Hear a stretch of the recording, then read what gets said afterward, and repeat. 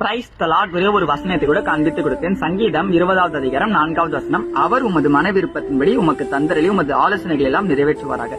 இன்னைக்கு ஆண்டவர் நம்மள பார்த்து சொல்ற காரியம் என்ன? மகனே மகளே, உன் மன விருப்பத்தை நான் செய்ய போறேன், உனக்காக உன்னுடைய தேவைகளை நான் நிறைவேற்றுறேன்னு சொல்லி இன்னைக்கு ஆண்டவர் நம்மள பார்த்து சொல்றாங்க.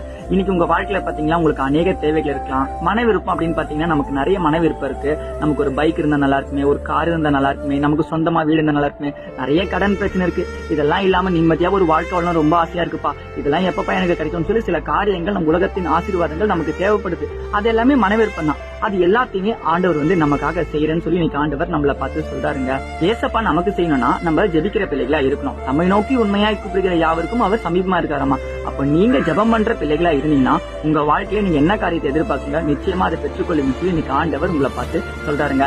யாக்கோபு சொல்றாரு, நீர் என்னை ஆசீர்வதித்தவருடைய உங்களை விடமாட்டேன் ஆண்டவர் சொல்லி கால புத்தினே கெஞ்சுறாரு. உங்களை கால புத்தின கெஞ்ச சொல்லல, நீங்க ஜெபம் பண்ணாலே நிச்சயமா பெற்றுக்கொள்வீங்க. இன்னைக்கு நீங்க ஜெபம் பண்ணி பாருங்க, நீங்க என்ன காரியத்தை எதிர்பார்த்து காத்துருக்கீங்களோ அது நிச்சயமா பெற்றுக்கொள்ள போறீங்க. இதை நீங்க விசுவாசிக்கிறீங்கன்னா ஒரு ஆமென் போட்டுக்கோங்க. இதே போல ஆவிக்கிற வாசனையை ஃபாலோ பண்ணுங்க. God bless you. ஆமென்.